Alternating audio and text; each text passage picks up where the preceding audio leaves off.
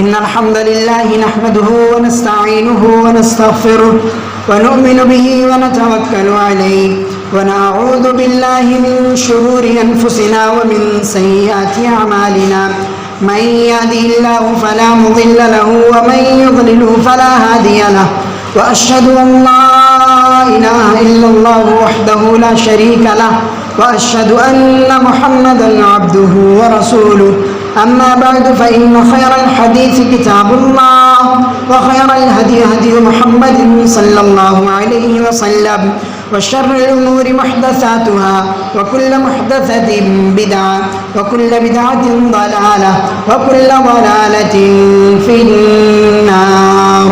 أعوذ بالله من الشيطان الرجيم. بسم الله الرحمن الرحيم. إنما يخشى الله من عباده العلماء. تمام قسم کی تعریف و توصیف، بڑائی، بزرگی، کبریائی، حمد و ثنا اس وحدہ لا شریک کے لیے لائق و سزاوار ہے، جو اس کل کائنات کا اکیلا مالک و مربی پالنہار ہے. درود و سلام ہو اس کے تمام پیغمبروں پر، خصوصاً اس کے آخری نبی تاجدار مدنی احمد مصطفیٰ صلی اللہ علیہ وسلم پر لاکھوں کروڑوں درود و سلام کا ہدیہ نازل ہو صلی اللہ علیہ نبینا وعلیہ علیہ وسلم. برادران اسلام، سیدنا انس بن مالک رضی اللہ عنہ سے روایت ہے کہ اللہ کے رسول صلی اللہ علیہ وسلم نے فرمایا ان من اشراط الساعۃ ان یرفع العلم ویثبت الجہل. اللہ کے رسول صلی اللہ علیہ وسلم فرماتے ہیں، اس حدیث کے راوی سیدنا انس بن مالک رضی اللہ عنہ ہیں، اور یہ حدیث صحیح بخاری حدیث نمبر 7063 کے اندر موجود ہے. اللہ کے رسول صلی اللہ علیہ وسلم نے فرمایا کہ قیامت سے پہلے کچھ ایسے دن آئیں گے، کچھ ایسے ایام آئیں گے کہ ان میں علم کو اٹھا لیا جائے گا. علم کو اللہ رب العالمین اس دنیا سے اٹھا لے گا، اور جہالت چاروں طرف عام ہو جائے گی، ہر طرف جہالت ہی جہالت ہوگی. اسی طرح ایک اور حدیث کے اندر اللہ کے رسول صلی اللہ علیہ وسلم نے فرمایا، اس حدیث کے راوی سیدنا حذیفہ بن یمان رضی اللہ عنہ ہیں، وہ بیان کرتے ہیں کہ اللہ کے رسول صلی اللہ علیہ وسلم نے فرمایا کہ اسلام ایسا ہی پرانا ہو جائے گا، اسلام ایسے پرانا ہو جائے گا جیسے کپڑا پرانا ہو جاتا ہے، کپڑے کے نقش و نگار پرانے ہو جاتے ہیں. اسی طرح اسلام بھی پرانا ہو جائے گا، حتیٰ کہ یہ جاننے والے بھی باقی نہ رہیں گے کہ نماز، روزہ، قربانی، صدقہ، زکوٰۃ یہ کیا چیز ہے. یہ بھی نہیں جانیں گے لوگ کہ یہ سب کیا چیز ہے، نماز، روزہ، صدقہ، خیرات یہ کیا چیز ہے. ایسا دن آئے گا قیامت سے پہلے کہ علم مکمل طور پر اٹھا لیا جائے گا. لوگوں کو یہ بھی نہیں معلوم رہے گا کہ نماز کیا ہوتا ہے، صدقہ کیا ہوتا ہے، زکوٰۃ کیا ہوتا ہے، توبہ استغفار کیا ہوتا ہے، کچھ بھی نہیں معلوم ہوگا. اور اللہ کی کتاب کلام اللہ، اس کی آیتوں کو بھی اللہ رب العالمین اٹھا لے گا. جب ہم یہ قرآن اٹھائیں گے پڑھنے کے لیے تو صرف اور صرف ہمیں گورے کاغذ ہی نظر آئیں گے، اس کے اندر وہ آیت کریمہ نظر نہیں آئے گی. اللہ رب العالمین قیامت سے پہلے اس آیت کریمہ کو بھی اٹھا لے گا، اس قرآن کو بھی اللہ رب العالمین اٹھا لے گا. ایسے غالب ہو جائے، اور کتاب اللہ ایسے غائب ہو، یعنی کتاب اللہ کی کتاب ایسے غائب ہو جائے گی کہ جب ہم قرآن کو کھولیں گے تو صرف اور صرف گورے کاغذ ہی نظر آئیں گے، اور کچھ بھی اس کے اندر نظر نہیں آئے گا. اور پھر اس میں کچھ ایسے لوگ ہوں گے، ایسے پرانے لوگ جو کہیں گے، مرد اور عورتیں ہوں گی، وہ کہیں گی کہ ہم اپنے پہلے لوگوں کو یہ سنا کرتے تھے کہ وہ کہتے تھے لا الہ الا اللہ، سو ہم بھی یہ کہہ رہے ہیں. سنن ابن ماجہ حدیث نمبر 4049، یہ حدیث سنن ابن ماجہ 4049 کے اندر موجود ہے. اگر ہم مسلمانوں کے حالات پر ذرا غور کریں تو یہ بات روز روشن کی طرح آیا ہے کہ اکثر لوگ دنیاوی امور کو تو اچھی طرح سے جانتے ہی ہیں، اور یہ تو جانتے ہیں کہ نیٹ، کمپیوٹر، موبائل کیسے چلے گی، یہ تمام چیزیں جانتے ہیں، اور موبائل کا عمدہ سے عمدہ استعمال بھی جانتے ہیں. فیشن کی دنیا میں کیا چل رہا ہے، کیا ہو رہا ہے، یہ تمام چیزیں معلوم ہے. سامان خرد و نوش کے خرید و فروخت کی قیمتیں کیا ہے، سیاسی ماحول کیسا چل رہا ہے، سب کچھ پتہ ہے، سب کچھ پتہ ہے آج کے دور کے مسلمانوں میں. لیکن اگر ان سے صرف اتنا پوچھ لیا جائے کہ اللہ الصمد کا معنی کیا ہے، نہیں معلوم، اللہ الصمد کا معنی کیا ہے نہیں معلوم، لیکن اگر انہی سے سیاست کے تعلق سے پوچھا جائے، اس دنیا کے بارے میں کوئی سوال کیا جائے، تو انہیں مکمل بایو ڈیٹا وہ تمہیں بیان کر دیں گے، لیکن اسلام کے تعلق سے اگر صرف اتنا پوچھ لو کہ اللہ الصمد کا معنی کیا ہے، اس کا مفہوم کیا ہے، نہیں، اس کا جواب نام ہی رہے گا نہیں معلوم۔ یہ بدقسمتی ہے مسلمانوں کی، یہ ہماری بدقسمتی ہے، یہ تو جاہل عوام کی حالت ہے۔ لیکن دوسری طرف علامہ، مفتی، عالم اور نہ جانے کتنے کتنے ایسے لوگ جو اپنے آپ کو ان تمام القاب کے دائرے میں رکھتے ہیں، اپنے آپ کو مفتی سمجھتے ہیں، بڑے عالم سمجھتے ہیں، علامہ علماء سمجھتے ہیں، ان کے اندر بھی دین نہیں رہ گیا، دین نہیں رہا، من مانے فتوے جھاڑتے ہیں، قرآن و حدیث کے خلاف فتوے جھاڑتے ہیں۔ ایسے لوگ آج کے اس دور کے اندر موجود ہیں، اس کی وجہ لا علمی ہے، علم کی بنیاد علم سے دوری، یعنی علم سے دوری ہے۔ تو آج کے اس خطبہ جمعہ کے اندر میں آپ لوگوں کے سامنے دینی تعلیم کی اہمیت و فضیلت اور دینی تعلیم کی وفادیت کے بارے میں قرآن و حدیث کے حوالے سے کچھ باتیں آپ لوگوں کے سامنے رکھنے کی کوشش کروں گا، قرآن و حدیث کے حوالے سے۔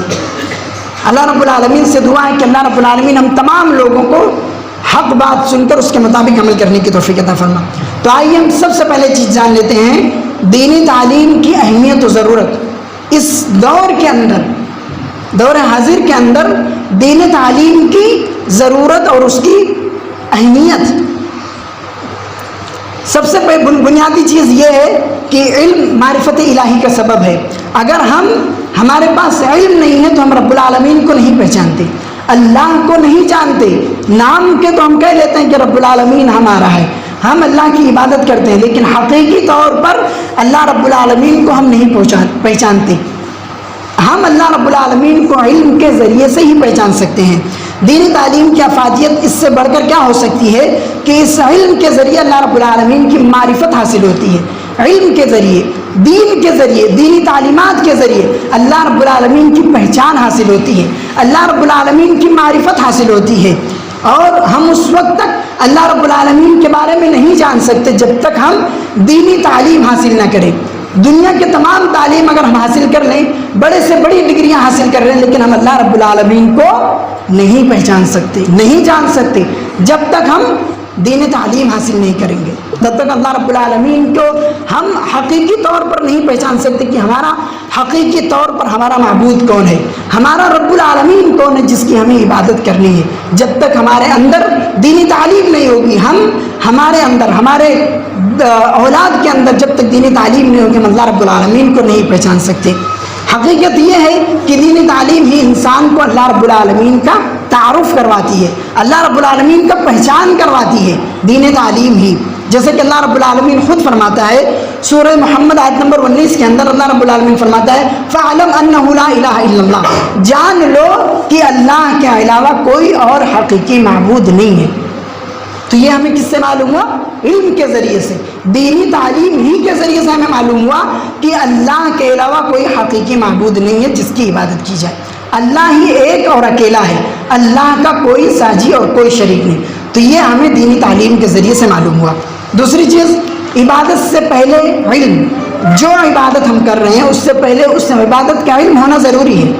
انسان اور جنوں کی زندگی کا مقصد ہی یہی ہے۔ اللہ رب العالمین نے انسانوں اور جناتوں کو اس دنیا کے اندر پیدا ہی اسی مقصد سے کیا ہے۔ اب یہ میں نہیں کہہ رہا ہوں، اللہ رب العالمین قرآن مجید میں خود کہہ رہا ہے وَمَا خَلَقْتُ الْجِنَّ وَالْإِنسَ إِلَّا لِيَعْبُدُونِ، ہم نے انسانوں اور جنوں کو پیدا ہی اسی لیے کیا کہ وہ میری عبادت کریں۔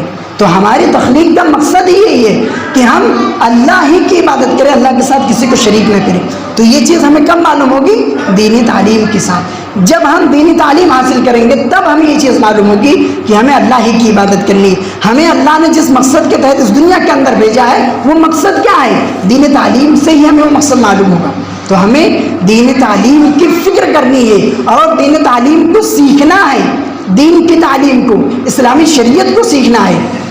جیسے کہ اللہ رب العالمین سورۃ البقرہ آیت نمبر 239 کے اندر فرماتا ہے فاذکروا اللہ کما علمکم ما لم تکونوا تعلمون۔ اللہ رب العالمین خود فرما رہا ہے کہ اور اللہ کو یاد کرو جیسے اللہ نے تم کو یاد کرنا تمہیں سکھایا ہے۔ اللہ کو یاد کرو جیسے اللہ نے یاد کرنے کا طریقہ سکھایا ہے۔ اللہ نے نبی کے ذریعے سے اللہ رب العالمین نے تمام چیزیں ہمیں دی نا، تو اللہ ہی نے ہمیں یہ تمام چیزیں بتائی ہے۔ جب ہم دین کی تعلیم حاصل کریں گے تو یہ تمام چیزیں ہمیں معلوم ہوگی۔ اسی طرح گویا عبادت کا طریقہ بھی وہی ہونا چاہیے جو اللہ رب العالمین نے نبی کے ذریعے ہمیں بتایا۔ ہم کوئی بھی عبادت کرتے ہوں تو اس کے لیے اللہ کا حکم، نبی کا حکم ضروری ہے، کیونکہ اللہ رب العالمین نے نبی کے ذریعے ہم تک دین کو پہنچایا، صحابہ کرام کے ذریعے دین ہم تک پہنچا۔ تو دین کو ہمیں حاصل کرنا ہے، اسلامی تعلیم کو ہمیں سیکھنا ہے، خود بھی اور اپنے بچوں کو بھی دینی تعلیم کی تربیت دینی ہے۔ جیسے کہ امام بخاری رحمۃ اللہ اپنے صحیح کتاب و صحیح کے اندر لکھتے ہیں، اور وہ ایک باب انہوں نے باندھا ہے، باب العلم قبل القول والعمل، اور دلیل کے طور پر اس آیت کریمہ کو ذکر کیا فَعْلَمْ أَنَّهُ لَا إِلَهَ إِلَّا اللَّهِ۔ امام بخاری رحمۃ اللہ علیہ نے دلیل کے طور پر اس آیت کریمہ کو ذکر کیا فَعْلَمْ أَنَّهُ لَا إِلَهَ إِلَّا اللَّهِ۔ امام بخاری نے اس مسئلے کو واضح کرنا چاہتے ہیں کہ جب عقیدہ جیسا اہم ترین مسئلہ عقیدہ جیسے اہم ترین مسئلہ علم کا متقاضی ہو تو تمام عبادتیں بھی علم کی متقاضی ہیں۔ تمام عبادت کے لیے علم کی ضرورت ہے، علم کو جاننے کے بعد ہی ہم عبادت کر سکتے ہیں۔ اور اللہ رب العالمین وہ عبادت جس کے اندر علم، مثلاً آپ نماز پڑھ رہے ہیں، اگر آپ کو نماز کا طریقہ نہیں معلوم، آپ کو کب رکوع کرنا ہے، کب سجود کرنا ہے، کب بیٹھنا ہے تشہد کے اندر، یہ تمام چیزیں اگر آپ کو نہیں معلوم ہے تو آپ ہی بتائیے کہ کیا آپ کی نماز مکمل ہے؟ نہیں ہو سکتی۔ تو اس کے لیے دینی تعلیم کی ضرورت ہے، ہمیں دین کو سیکھنا ہے، تمام احکام کے لیے، تمام دینی کام کے لیے ہمیں دینی تعلیم حاصل کرنی ہے، تب جا کر اللہ رب العالمین ہماری عبادتوں کو قبول کرے گا۔ جیسے کہ اللہ رب العالمین نے فرمایا سورۃ الملک آیت نمبر 10 کے اندر کہ وَقَالُوا لَوْ كُنَّا نَسْمَعُ أَوْ نَعْقِلُ مَا كُنَّا فِي أَصْحَابِ السَّعِيرِ۔ علم کے بغیر کوئی بھی عبادت قابل قبول نہیں ہے، اور وہ لوگ جو علم نہیں رکھتے، جو علم نہیں جانتے، وہ لوگ روز قیامت کے دن کہیں گے، روز محشر کے دن کہیں گے فَعْلَمْ أَنَّهُ، وہ لوگ کہیں گے لَوْ كُنَّا نَسْمَعُ أَوْ نَعْقِلُ مَا كُنَّا فِي أَصْحَابِ السَّعِيرِ، کاش ہم جان لیے ہوتے، سمجھ لیے ہوتے تو آج ان جہنمیوں کے ساتھ نہ ہوتے۔ فی اصحاب السعیر یعنی جہنمی لوگ، اگر ہم دنیا کے اندر جو قرآن و حدیث کی باتیں کی جا رہی تھی اگر ہم اسے جان لیے ہوتے، یہ کب کہیں گے؟ روز محشر کے دن، قیامت کے دن افسوس کریں گے وہ لوگ جو جان کر علم کو چھوڑ دیتے ہیں، جان کر قرآن و حدیث کو بھلا دیتے ہیں۔ ایسے لوگ افسوس کریں گے کہ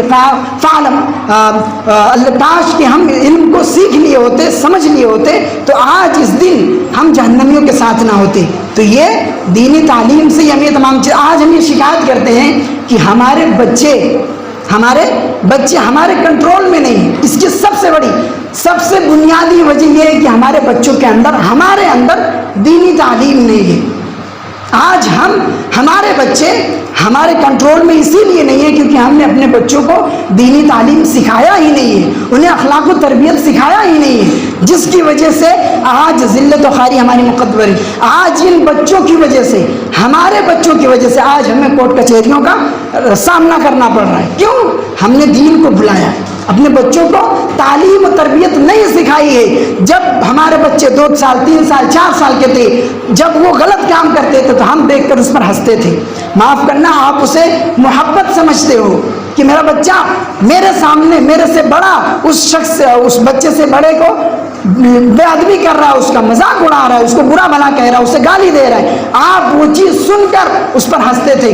خاص طور سے میری ماں اور بہنیں اس چیز کو سن لیں، یہ کتنی بڑی چیز ہے جو آپ یہ محبت میں اپنے بچوں کو بگاڑ دیتے ہیں۔ یہ سوچتے ہیں کہ ہم اچھا کر رہے ہیں، ہمارا بچہ اچھا کر رہا ہے، لیکن معاف کرنا، یہ آپ اپنے بچے پر احسان نہیں کر رہے، آپ اپنے بچے کے لیے اچھا نہیں کر رہے، بلکہ آپ اپنے بچے پر ظلم کر رہے ہیں۔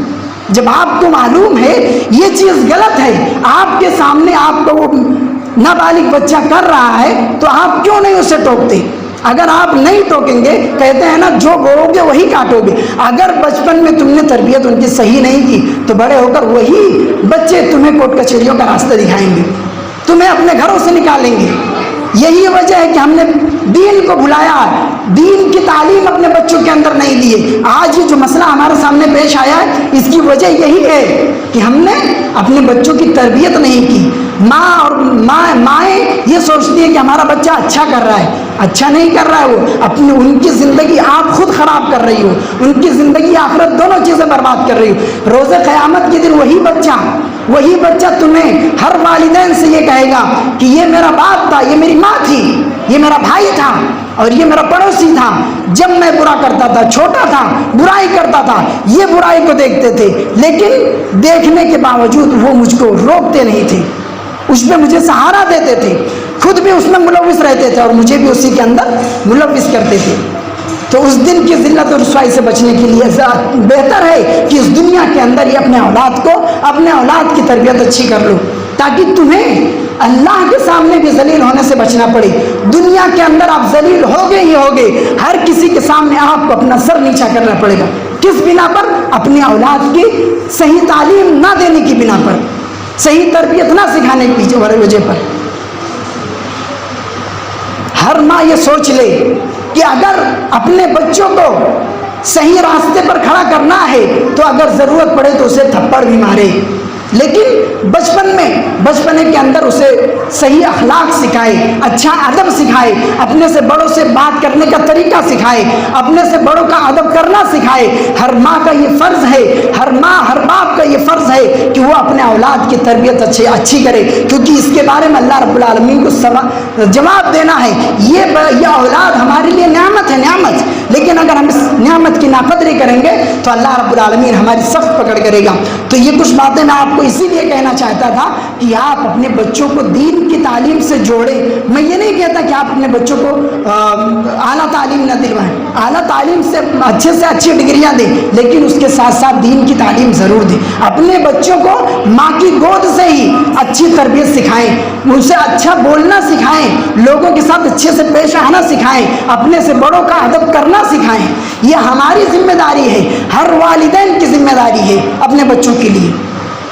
تو یہ تب ہمیں ملے گا جب ماں باپ خود دینی تعلیم سے آراستہ ہوں گے، جب ماں باپ کے اندر یہ تمام دینی تعلیم ہوگی تب یہ کریں گے۔ تو یہ تمام چیزیں ہمیں جاننا، ہم مسلمان ہیں، اگر ہم یہ تمام چیزیں کریں گے تو ہم میں اور غیروں میں فرق کیا رہ جائے گا؟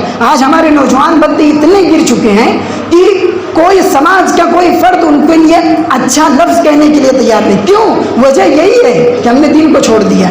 تو اپنے معاشرے کو، اپنے سوسائٹی کو سدھاریں اپنے ذریعے، اپنے بچوں کے ذریعے۔ اگر ہمارے بچے ہمارے کنٹرول میں ہیں تو ہمارا معاشرہ ہمارے کنٹرول میں ہے۔ تو اللہ سے دعا کرنی چاہیے اپنے اولاد کے تعلق سے کہ اللہ رب العالمین ہماری اولاد کو ہمارے لیے ذخیرہ آخرت بنا، آخرت کے لیے ہمارے لیے نیک بنا۔ اللہ سے دعا کرنی چاہیے۔ اسی طرح اہل علم کے ساتھ اللہ رب العالمین کا بھلائی خصوصی کا ارادہ، یعنی بھلائی کا ارادہ خصوصی طور پر۔ دنیا میں ہر طرح کے لوگ رہتے ہیں، اللہ رب العالمین نے سب کو کسی نہ کسی اعتبار سے نوازا ہے، کسی کو مال کے اعتبار سے، کسی کو دولت کے اعتبار سے، اور کسی کو اولاد کے اعتبار سے۔ تو ہر شخص کو اللہ رب العالمین نے کسی نہ کسی چیز سے نوازا ہے۔ حقیقی نوازش اللہ رب العالمین کی طرف سے اسی کو ہی ملی ہے جسے دین کی صحیح تعلیم ملی ہو۔ حقیقی نوازش، سب سے بڑی نوازش اسی شخص کے پاس ہے جس کو اللہ رب العالمین دین کی تعلیم دے، دین کی صحیح تعلیم اس کے دل و دماغ میں ڈالے۔ جو دین کی صحیح تعلیم کے لیے جد و جہد کرے، ایسے کے لیے یہ بہت ہی بڑی نعمت ہے۔ چنانچہ سیدنا معاویہ رضی اللہ عنہ سے روایت ہے کہ اللہ کے رسول صلی اللہ علیہ وسلم نے فرمایا من یرید اللہ بہ خیرا یفقہہ فی الدین، من یرید اللہ بہ خیرا یفقہہ فی الدین۔ صحیح بخاری حدیث نمبر 71۔ اللہ کے رسول صلی اللہ علیہ وسلم نے فرمایا کہ جس شخص کے ساتھ اللہ رب العالمین بھلائی کا ارادہ کرے، نیکی کا ارادہ کرے کسی شخص کے ساتھ، تو اللہ رب العالمین اسے علم کی دولت سے نوازتا ہے، اسے دین کی صحیح سمجھ عطا کرتا ہے۔ اللہ رب العالمین جس کے ساتھ بھلائی کا ارادہ کرے اسے دین کی صحیح سمجھ عطا کرتا ہے۔ اسی طرح اہل علم اور بے علم لوگ برابر نہیں ہو سکتے، یعنی ایک عالم اور ایک جاہل یہ دونوں برابر نہیں ہو سکتے، متصل نہیں ہو سکتے۔ اللہ رب العالمین خود کہہ رہا ہے قل هل يستوي الذين يعلمون والذين لا يعلمون، سورۃ الزمر آیت نمبر 9۔ اللہ رب العالمین کہہ رہا ہے، آپ وسلم سے مخاطب ہو کر کہہ رہا ہے کہ آپ کہہ دیجئے کہ ایک عالم اور ایک جاہل، یعنی ایک پڑھا لکھا اور ایک ان پڑھ، دونوں برابر نہیں ہو سکتے، یہ 5 انگلیاں کبھی برابر نہیں ہو سکتی۔ یہی مثال ہے کہ ایک عالم اور ایک جاہل برابر نہیں ہو سکتا۔ تو اس کے لیے شرط ہے کہ ہم اپنے بچوں کو خود بھی دینی تعلیم حاصل کریں، اپنے بچوں کو اچھی تعلیم و تربیت سکھائیں۔ اسی طرح علماء ہی رب العالمین سے سب سے زیادہ ڈرنے والے ہیں۔ اس دنیا کائنات میں ہر طرح کے لوگ بستے ہیں، کتنے ہی لوگ اپنے آپ کو نیک مانتے ہیں، نیک سمجھتے ہیں، اپنے آپ کو متقی اور پرہیزگار سمجھتے ہیں، مگر کائنات نے علماء کرام کا وصف بیان کیا ہے، اللہ والوں کا وصف بیان کیا ہے، دین کے حاصل کرنے والوں کا صفتیں اللہ رب العالمین نے بیان کی۔ وہ لوگ جو دین کو حاصل کرتے ہیں، دین کو حاصل کرنے کے لیے جد و جہد کرتے ہیں، اللہ رب العالمین نے ایسے لوگوں کے لیے بہت ساری صفتیں بیان کی ہیں، جیسے کہ اللہ رب العالمین سورہ فاتر آیت نمبر 28 کے اندر فرماتا ہے انما یخشی اللہ من عبادہ العلماء، انما یخشی اللہ من عبادہ العلماء، یقیناً اللہ سے، اس کے بندوں سے صرف علم والے لوگ ہی زیادہ ڈرتے ہیں، علم والے لوگ ہی اللہ سے ڈرتے ہیں، یہ اللہ رب العالمین خود کہہ رہا ہے۔ اور بے شک اللہ رب العالمین سب پر غالب بخشنے والا ہے۔ ظاہر ہے کہ جب اللہ رب العالمین نے انہیں علم کی دولت سے مالا مال کر دیا تو علم انسان کے لیے بہت ہی بڑی نعمت ہے، اور علم ہر شخص کو اللہ رب العالمین سے ڈرنے کا سبب سکھاتی ہے، سبق سکھاتی ہے۔ علم کے ذریعے ہمیں رب العالمین سے ڈرنے کا سبق ملتا ہے کہ ہم اللہ سے کیسے ڈریں، کن کام سے رب العالمین ہم سے ناراض ہوتا ہے، تو یہ علم کے ذریعے سے ہمیں ملے گا۔ اسی طرح اہل علم کے لیے نبی کریم صلی اللہ علیہ وسلم نے خصوصی طور پر دعا کی ہے۔ علماء کرام کی شان اور رفعت کے کیا کہنے، ان کے لیے تو نبیوں کے امام الانبیاء محمد صلی اللہ علیہ وسلم نے بھی دعا فرمائی ہے۔ اللہ کے رسول صلی اللہ علیہ وسلم نے فرمایا اللہ رب العالمین اس شخص کو خوش و خرم رکھے جو میری بات سن کر اور اسے ہمیشہ کے لیے یاد رکھے اور یہاں تک کہ وہ ایک دوسرے کو پہنچائے، حق کی بات، سچی بات خود بھی عمل کرے اور لوگوں کو اس کی دعوت دے اچھائی کی۔ یہ اللہ کے رسول صلی اللہ علیہ وسلم نے دعا کی ایسے شخص کے لیے، ایسے لوگوں کے لیے۔ سنن ترمذی حدیث نمبر 2656۔ اسی طرح علماء کرام انبیاء کرام کے وارث ہیں، علماء کرام انبیاء علیہ السلام کے وارث ہیں۔ ہمارے یہاں کسی بڑے گدی نشین کی جانشینی بننا بہت ہی فخر کی بات ہوتی ہے، مگر میرے بھائیوں سب سے بڑی فخر کی بات تو یہ ہے کہ انبیاء کی وراثت حاصل کرنا، انبیاء کی وراثت کو حاصل کر لینا۔ وہ کیسے ہوگا؟ علم حاصل کرنے سے۔ جو علم حاصل کرتا ہے، وہ جو عالم ہے، جو علماء ہیں، وہ انبیاء کے وارث ہیں۔ کیسے؟ علم کے ذریعے سے، آپ صلی اللہ علیہ وسلم کے بتائے ہوئے طریقے کے مطابق سے، آپ صلی اللہ علیہ وسلم نے جو طریقہ بتایا اس پر وہ عمل کرتے ہیں اور لوگوں کو اس کے مطابق چلنے کا حکم دیتے ہیں۔ یہ اس وجہ سے وہ انبیاء کے وارث ہیں۔ تو علماء انبیاء کے وارث ہیں۔ اسی طرح علماء کی گواہی فرشتوں کی گواہی کے ساتھ اللہ رب العالمین نے اپنے الوہیت کو ثابت کرنے کے لیے، اللہ رب العالمین نے اپنی الوہیت کو ثابت کرنے کے لیے سب سے پہلے اپنی گواہی، پھر اپنے معزز فرشتوں کی گواہی، اس کے بعد علماء کرام کی گواہی اللہ رب العالمین کروائے گا۔ اس آیت کریمہ سے یہ بات واضح ہو جاتی ہے علماء کرام کی فضیلت کے تعلق سے، جیسے کہ اللہ رب العالمین فرماتا ہے شہید اللہ انہ لا الہ الا هو والملائکۃ اولو العلم قائما بالقسط لا الہ الا هو العزیز الحکیم، سورہ آل عمران آیت نمبر 18۔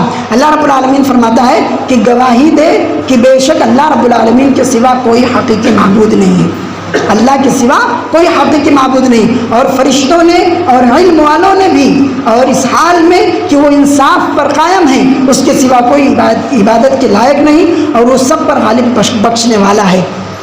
تو یہ تمام چیزیں ہمیں علم کے ذریعے سے ہی ملے گی۔ یہاں اللہ رب العالمین نے مال والوں کا تذکرہ نہیں کیا، کسی بڑے عہدیدار کا تذکرہ نہیں کیا، بلکہ علماء کا ذکر کیا ہے کہ گواہی دینے کے اندر، اور جیسے فرشتے اللہ کی گواہی دیتے ہیں کہ اللہ ایک اور اکیلا ہے، اسی طرح یہ عالم بھی علم کو اسلامی شریعت کو سیکھ کر اس پر عمل کر وہ بھی یہی گواہی دیتے ہیں کہ اللہ کے علاوہ کوئی حقیقی معبود نہیں ہے، اللہ ایک اور اکیلا ہے۔ تو یہ دینی تعلیم سے ہمیں ملتی ہے۔ اسی طرح علماء کے لیے آخرت کی عزتیں، یہ بھی علماء کرام کے لیے رب العالمین کا بہت بڑا احسان ہے کہ اس دھرتی پر اگر سب سے زیادہ کوئی معزز ہستی ہے، انبیاء کے بعد اگر اس دھرتی پر کوئی معزز ہستی ہے تو وہ علماء کرام کی ہستی ہے، وہ دین والوں کی ہستی ہے، دین کو سیکھنے والے، دین کو سکھانے والوں کی ہستی ہے وہ، اگر انبیاء کے بعد اس دنیا میں کسی کی ہستی ہے تو۔ اسی طرح علماء کے لیے اللہ رب العالمین خود کہہ رہا ہے سورۃ المجادلہ آیت نمبر 11 کے اندر، یرفع اللہ الذین آمنوا منکم والذین اوتوا العلم درجات۔ اللہ رب العالمین سورۃ مجادلہ آیت نمبر 11 کے اندر کہتا ہے کہ اللہ تم میں سے اہل ایمان کو اور ان لوگوں کو جن کو علم سے نوازا گیا، یعنی عالم لوگ جن کو علم سے نوازا گیا، ان کے درجات میں بلندی فرمائے گا۔ اللہ رب العالمین ان کے درجات کو بلند کرتا ہے، دنیا کے اندر بھی انہیں عزتیں دیتا ہے اور آخرت کے اندر ان کے لیے نعمتیں ہیں۔ تو یہ کب ہوگا؟ جب ہم اپنے بچوں کو بچپن ہی سے دین کی تعلیم و تربیت سے جوڑیں گے، تب یہ تمام فضیلتیں ہمیں ملیں گی۔ ایسا نہیں کہ نہ نماز کا ٹھکانہ نہ اور کسی چیز کا، بے حیائی بے شرمی کا ایک دم فحش عام گوئی، اس سے نہیں۔ اللہ رب العالمین نے تو علم شرط رکھی ہے، اگر علم چاہتے ہو، اگر علم حاصل کرتے ہو تو اللہ رب العالمین تمہیں دنیا کے اندر بھی کامیاب کرے گا، آخرت کے اندر بھی کامیاب کرے گا۔ تو اس کی وجہ، یہ ذلت و خواری کی وجہ یہی ہے کہ ہم نے اللہ رب العالمین کو چھوڑ دیا، اللہ رب العالمین کے دین کو بھلا دیا ہے، جس کی وجہ سے آج ہماری اولاد بھی ہمارے کنٹرول میں نہیں ہے۔ آج ہماری اولاد بھی ہماری باتوں کو نہیں مانتی، ہمیں سمجھتی ہی نہیں کہ ہمارے ماں باپ کیا ہیں، کچھ نہیں سمجھتے ہمارے اولاد۔ اگر ہم چاہتے ہیں کہ ہماری اولاد نیک بنے، ہماری اطاعت و گزار فرما بردار بنے، تو ہمیں دین کی تعلیم اپنے بچوں کو سکھانی ہوگی، بچپن ہی سے ماں کی گود سے ہی انہیں اچھی تعلیم و تربیت سکھانی ہوگی۔ اسی طرح علماء کی بات ماننے کا حکم اللہ رب العالمین نے اپنی اور اپنے رسول صلی اللہ علیہ وسلم کی، رسول کی اور پھر اہل علم کی بات ماننے کا حکم دیا، جیسے کہ اللہ رب العالمین فرماتا ہے یا ایھا الذین آمنوا اطیعوا اللہ واطیعوا الرسول واولی الامر منکم، سورۃ النساء آیت نمبر 53۔ اللہ رب العالمین فرماتا ہے اے وہ جو ایمان لائے ہو، اے وہ لوگ جو ایمان لائے ہو، اللہ کا حکم مانو اور اس کے رسول کا حکم مانو اور ان لوگوں کا بھی حکم مانو جو اللہ کے حکم کو بیان کرتے ہیں، جو عالم دین ہیں، جو دین کو سیکھ کر تمہیں دین کی باتیں بتاتے ہیں قرآن و حدیث کے حوالے سے، قرآن و حدیث کی روشنی میں، تم ایسے لوگوں کی بات کو مانو۔ اللہ رب العالمین نے خود کہا سورۃ النساء کے اندر، اس آیت کریمہ میں بعض کے نزدیک اولو الامر سے مراد عمراء اور حکمران ہیں، اور بعض کے نزدیک فقہاء اور علماء ہیں۔ اولو الامر سے مراد گویا ایمان والوں کو اللہ رب العالمین حکم دے رہا ہے کہ میری اطاعت کرنی ہے اور میرے رسول کی بھی اطاعت کرنی ہے، اور میرے رسول کے ساتھ ساتھ اہل علم والوں کی بھی اطاعت کرنی ہے، ان کی بھی باتوں کو ماننی ہے۔ اللہ رب العالمین اس آیت کریمہ کے اندر یہ چیز بیان کر رہا ہے۔ اسی طرح اہل علم پر اللہ رب العالمین نے حسد کرنے کی اجازت دی ہے، حسد کرنے کی اجازت دی ہے۔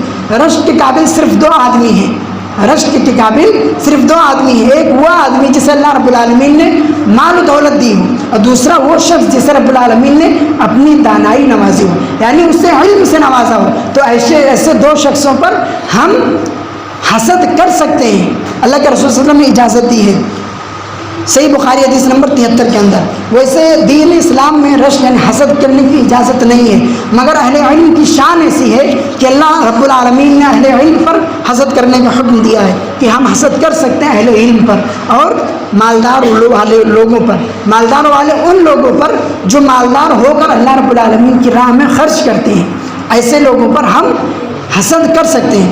اسی طرح علم فتنوں سے آگاہی کا تحفظ کا سبب ہے، یہ رسول صلی اللہ علیہ وسلم نے اپنی زندگی کے اندر ہی بتا دیا تھا کہ قرب قیامت یعنی قیامت آنے سے پہلے فتنے برپا ہوں گے، قیامت آنے سے پہلے بڑے بڑے فتنے جنم لیں گے، جو لوگوں کو راہ راست سے بھٹکا دیں گے، حق سے بھٹکا دیں گے، صراط المستقیم سے انہیں بھٹکا دیں گے، برائیوں کی طرف انہیں گامزن کر دیں گے۔